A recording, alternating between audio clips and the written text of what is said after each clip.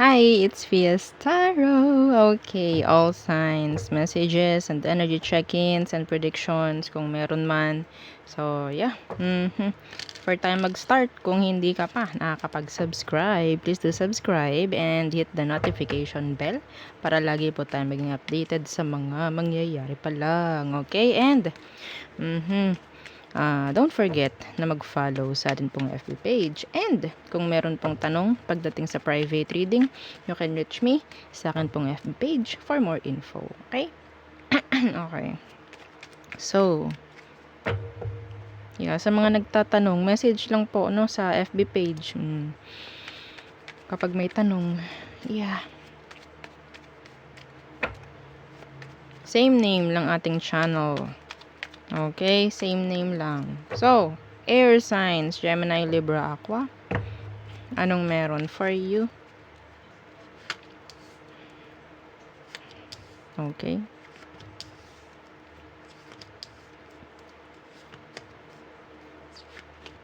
Air signs. Okay, first card, Judgment in reverse, Scorpio energy. Okay. So, Judgment in reverse and the Three of Chalices. Refrain. Okay, may narinig ako, refrain. Nako. Merong mga friend kayo na pwedeng ikalagpak or ilagpak kayo, ilaglag kayo. May mga friend kayong ganyan. Yes. Yeah. I don't know why. May inggit. Water. Scorpio. May mga hindi nasisiyahan. Okay? Sa mga plano mo. Pwedeng andyan yung pagsasabotahe nila. Okay? Eight of Swords. Five of Swords. Ooh.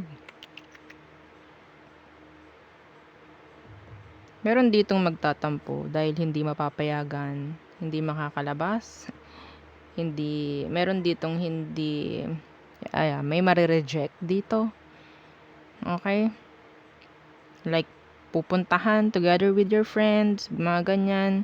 As simple as ganyan. Okay? As simple as may pupuntahan ka, hindi ka mapapayagan or meron kang schedule na pwedeng hindi marireject. Parang ganyan. Hindi ma-approve. Ano to? Nakakarinig ako ng ano dito. Leave. Hahabol sa long weekend. Yung iba dito. Naku po. May nagbabalak ng mag-awol. Diba? Air sign. Oo. Oh, galing-galingan nyo. Huwag kayo magpapapicture. Baka mami makita kayo. Kayong lalabas. Joke lang. Oo, may nakita akong ganong energy. Be careful. Okay? Six of Wands in reverse. And the Eight of Pentacles. Yes! This is something regarding work. May problem. Some of you may problem. May makaka-argue. Nakatrabaho. May something na parang hindi magiging success dito. Air signs. Okay? May conflict akong nakikita rito. Merong hindi matatapos na work. Yeah. Okay. So, ang sinasabi pa rito is wag mong hayaan yung sarili mo na lagi na lang parang trap sa mentalidad. Okay? Like negative lagi mag-isip. So, syempre, ang kalalabasan na negative din. Ang magiging resulta na negative din. Okay, air signs. So, Six of Wands, Universe, Eight of Pentacles. May mga sasabotahe. May sasabotahe. Okay? Something, around workplace. Para may sasabotahe. Like, pwedeng naiinggit. So, gagawa ng paraan para masabotahe ka. No? Be careful. Be careful. Lalo na sa mga plans, sa mga projects. Huwag mo agad sasabihin kung kani-kanino. Like, may mga tao dito na gusto lang malaman kung ano ba yung mga plano. That's specific. Okay? May conflict pagdating sa schedules. May mga friend kayo na parang ano ba naman to si air sign, lagi na lang work ng work. May mga ganyan. Okay? So, avoid muna ngayon ng pakikipagbalikan kung sino man ito. A Scorpio, water sign, air, earth, fire. Okay? Maging masaya ka muna ngayon. Huwag ka muna makipagbalikan. I don't know. Okay? So, next is fire signs. Aries, Leo, Sagittarius. Okay. Fire signs. Anong meron? Messages, energy check-ins, and predictions. Okay. Fire signs.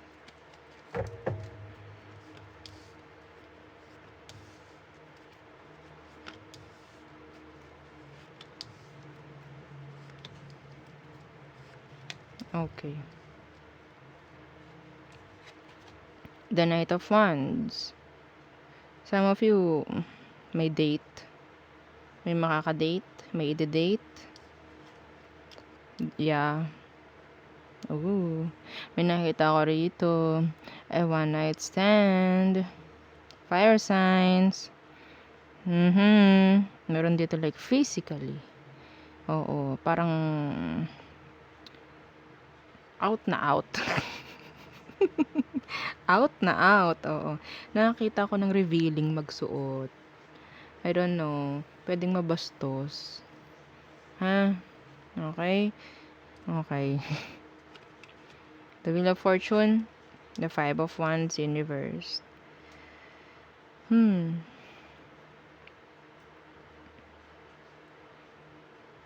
Sabihin nating pagdating sa attitude or personality na kung sino man tong tinutukoy na to, pwedeng kayo, may mangyayaring pagbabago. Okay? Pagdating sa plano, may mga mangyayaring pagbabago. Kung may mga plano kayo ngayon, may mga mangyayaring pagbabago. Okay? Pero mas magiging okay ang resulta. Yes. Yeah, the Nine of Chalices, which is energy of wish fulfillment. Okay? Some of you, yung crush nyo. Yan. Diyan eh. Diyan tayo nagiging Uy, ano daw yung crush daw? Ano daw? Sabi ni Mabia. Ano daw yun? Oo, yung crush. Oo, yung crush nyo. May chance maging kayo niyan. I don't know.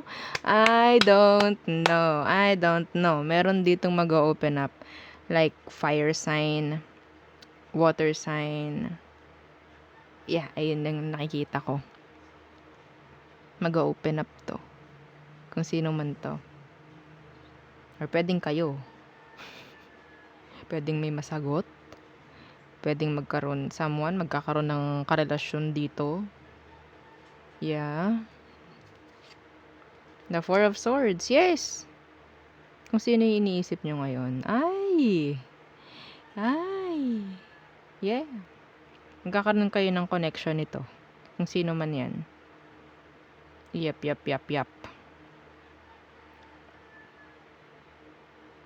Iniisip ka rin niya. Oo. Maniwalat ka man hindi. Maniwalat ka sa hindi. May energy ako nakukuhang ganun. May kinakausap ako dito na person. Okay, syempre. May kinakausap ako. Siguro, ilan sa inyo. Kung sino man yung taong nasa isip nyo ngayon na crush nyo. At feeling nyo hindi nyo makukuha. Makukuha mo yan. Maniwala ka sa akin. Yes! Okay? I don't know. Parang magkikita kayo outside. Tapos magkakahingian ng number. This is specific. Some of you may makikilala ka while you're together with your friends, while you're outside, dating, mga ganyan. Okay? Having fun. Yan. Okay? So, yun lang. Iba sa inyo, pagdasal nyo yung mga gusto nyong mangyari sa buhay nyo. Pagdasal nyo yun. Okay? Iba sa inyo, nagdarasal para makuha yung gusto, and that's okay. And that's fine. Okay? Totally fine. Next, water signs. Cancer, Scorpio, Pisces. Okay. Anong meron? Message for water signs. Anong meron? Message for water signs, please. Okay, don't forget to like, share, and subscribe, okay? So, water signs.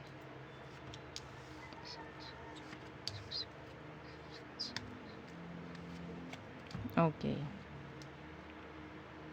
First card, the Tower. Okay, Scorpio placements.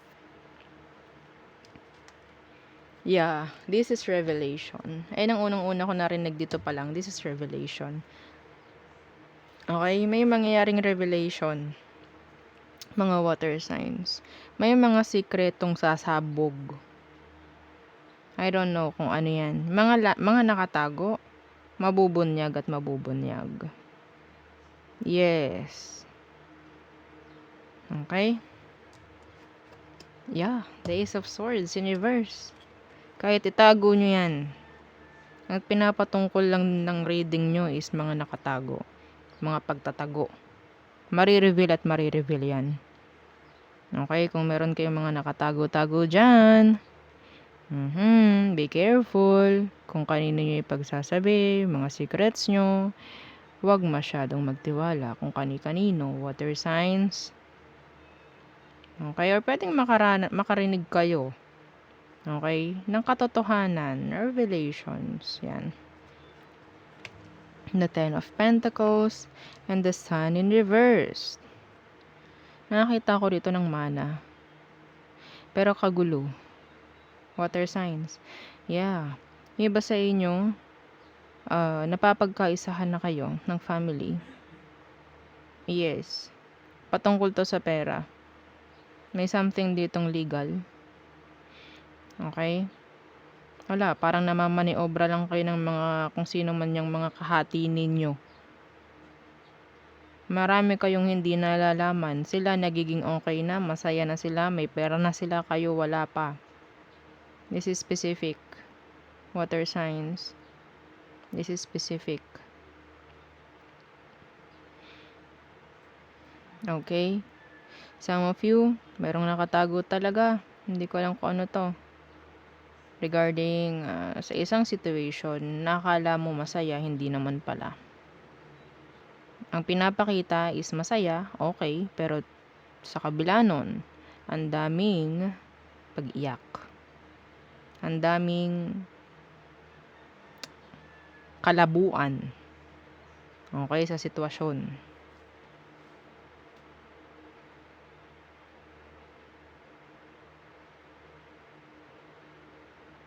Yeah.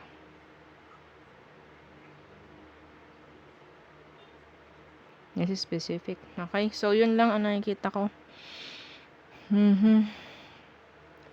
Okay. That's heavy. Yeah.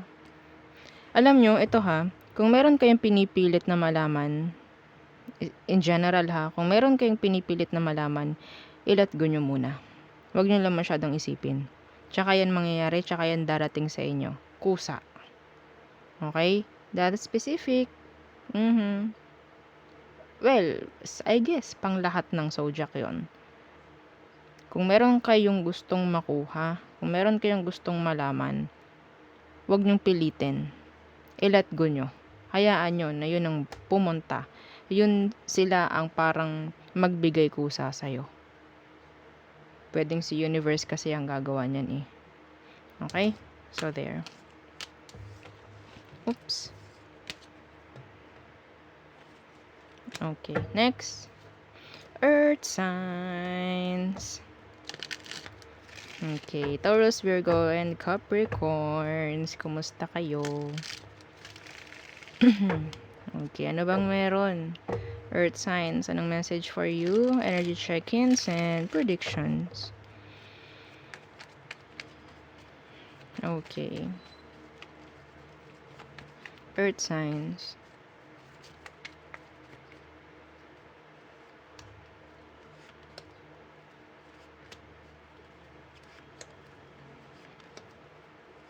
Okay. So, Four of Chalices in reverse. The Judgment. Okay. So, panghihinayang ang nakikita ko.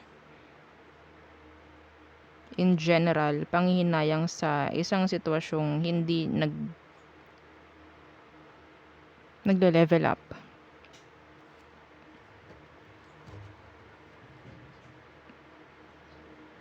Some of you kasi parang you're still expecting something good. Kaya ganyan. Hanggang sa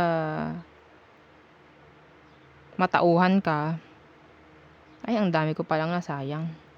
Ay ang dami ko palang,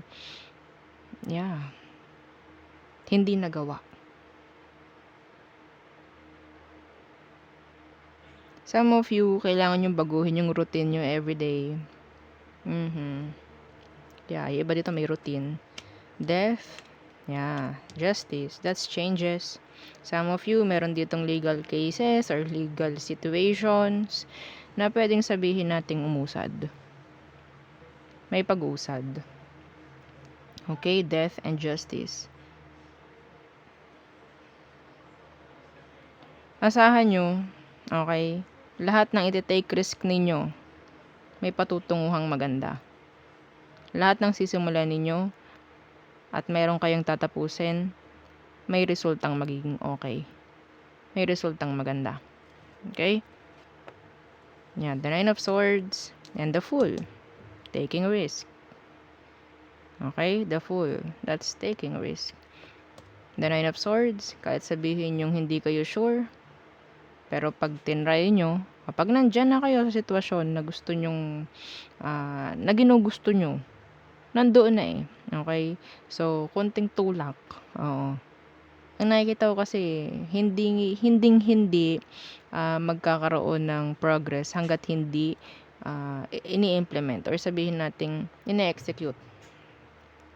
Kasi kapag nandyan ka na sa sitwasyon na ginugusto mo, gagawin mo na ng paraan yan Yun lang. Ang nakakatakot lang talaga dito is yung sisimulan mo. Sisimulan mo pa lang. Ayan, yung matakot kayo. Kapag nandyan na kayo, okay, matakot kayo, pero andyan na, gawin mo na kung anong dapat gawin. Ganun lang. Okay? This is good. Ang nakikita ko sa inyo, nice.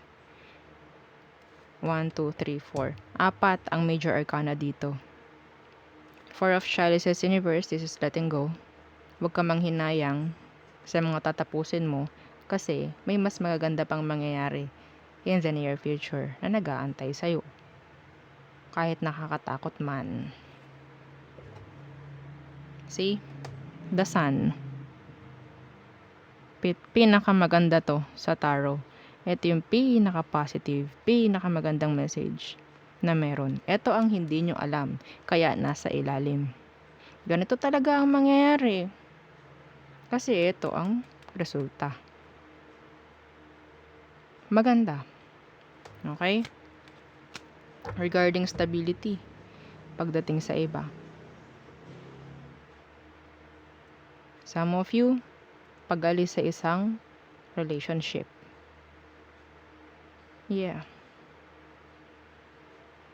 So, yun lang ang aking nakikita.